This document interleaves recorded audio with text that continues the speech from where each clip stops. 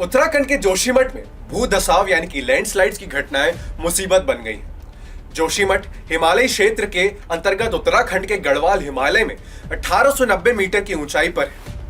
यह एक छोटा सा शहर है जहां की आबादी 20,000 से ज्यादा है। शहर एक नाजुक पहाड़ी ढलान पर बना हुआ है जो कि कथित तौर पर अनायोजित और अंधाधुंध विकास परियोजनाओं के चलते आज संकट में घिरा हुआ है। जी हां, हाल ही के वर्षों में निर्माण और जनसंख्या दोनों ही तेजी से बढ़ोतरी हुई है इस इलाके में। हाल ही में यहां जमीन धंसने का सिलसिला शुरू हुआ है और अब स्थिति डरा रही है। इलाके के 500 से ज्यादा घरों में दरारें आ गई हैं, जमीन फटने लगी है और सड़कें धंस रही हैं। तो चलिए इस वीडियो के माध्यम से हम जानते हैं कि उत्तराखंड का यह हालत क्यों हो रहा है। उत्तराखंड सरकार ने गुरुवार को जोशीमठ में और उसके आसपास के इलाकों में जमीन धंसने के कारण निर्माण कार्यों पर रोक लगा दी। कथित तौर पर निर्माण कार्यों के कारण इलाके के 561 घरों में दरारें आ गईं, जिससे घबराए स्थानीय लोगों ने विरोध किया। स्थानीय लोगों का आरोप है कि एनटीपीसी के हाइड्रो पावर प्रोजेक्ट की वजह से यह मुसीबत पैदा हुई है। जोशीमठ में होटल और ऑफिस सब ढह रहे हैं। यहां लोगों के पास दो ही विकल्प हैं, या तो अपने घर को छोड़ दें या फिर अपनी जान खतरे में डालकर इलाके में रहें।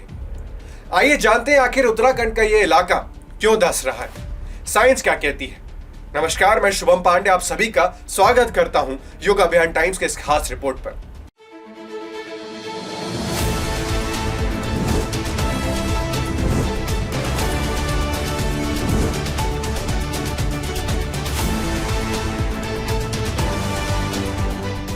नंबर 1 फैक्टर, लोकेशन, टोपोग्राफी और मौसम। जोशीमठ वेस्ट और ईस्ट में कर्मनाशा और ढकल नाला धराव और साउथ और नॉर्थ में धौलीगंगा और अलकनंदा नदियों से घिरा एक पहाड़ी के मिडिल स्लोप में बसा हुआ क्षेत्र है। Uttarakhand state disaster management authority यानी कि यूएसडीएमए के एक अध्ययन के अनुसार शहर लैंडस्लाइड की संभावना वाले क्षेत्र में है और इसमें धंसने की इस पहली घटना 1976 में मिश्रा आयोग की रिपोर्ट में दर्ज की गई थी। जोशीमठ शहर के आसपास का क्षेत्र ओवरबर्डन मटेरियल की मोटी लेयर से ढका हुआ है। यूएसडीएमए के कार्यकारी निदेशक पीयूष रौतेला ने कहा, यह शहर को डूबने के लिए अत्यधिक संवेदनशील बनाता है।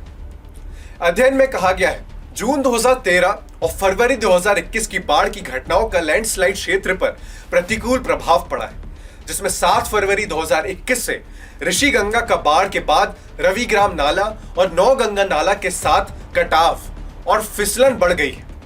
इसका संदर्भ ग्लेशियर झील के फटने से है, जिसके कारण बाढ़ आई थी, जिसके परिणाम स्वरूप 204 लोगों की जान चली गई थी, जिनमें ज्यादातर हाइड्रो पावर प्रोजेक्ट का काम करने वाले प्रवासी थे। पिछले बाढ़ की घटना यानी कि फरवरी 2021 के दौरान धौलीगंगा से आए मलबे और भरे पानी के भारी मात्रा से विष्णुप्रयाग में धौलीगंगा नदी के साथ इसके संगम के नीचे अलकनंदा के बाएं किनारे के साथ साथ कटाव में भी बढ़ोतरी हुई है। यूएसडीएमए की रिपोर्ट में कहा गया कि जोशीमठ शहर जिस ढलान पर है, इसकी स्टेबिलिटी पर इसका प्रतिकूल प्रभाव पड़ा है। दूसरा फैक्टर, अनायोजित निर्माण।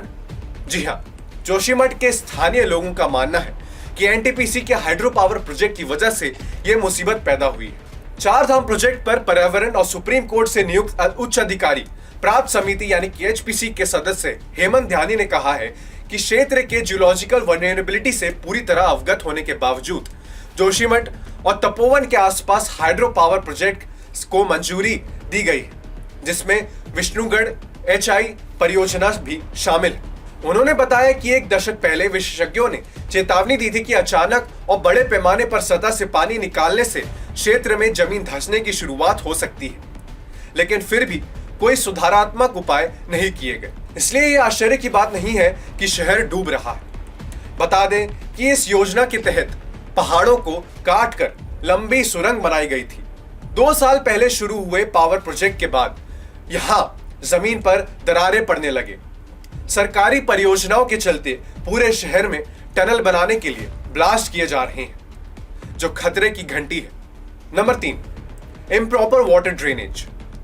विशेषज्ञों और यूएसडीएमए ने सतह से पानी की रिसाव में वृद्धि के कारणों की इशारा किया है, जो धंसने की एक संभावित कारण है। सबसे पहले सतह पर मानव जनित गतिविधियों ने प्राकृतिक जल निकासी प्रणालियों को ब्लॉक कर दिया है, जिसमें पानी के नए जल निकासी मार्गों को खोजने के लिए मजबूर होना पड़ा है। दूसरा, जोशीमठ शहर में सीवेज और वेस्ट वाटर डिस्प्लेसमेंट सिस्टम नहीं है।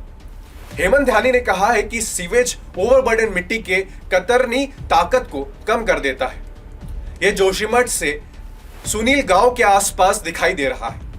यहां पानी के पाइपों पर धंसने का असर दिखाई दे रहा है। अब हम देखते हैं कि आने वाले समय में जोशीमठ के डिजास्टर को मैनेज कैसे किया जाता है और आने वाले समय में जोशीमठ के आसपास के जितने भी इलाके हैं वहां पर प्लानिंग से कैसे सिस्टम बैठाया जाता है।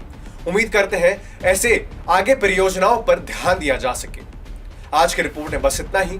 धन्यवाद।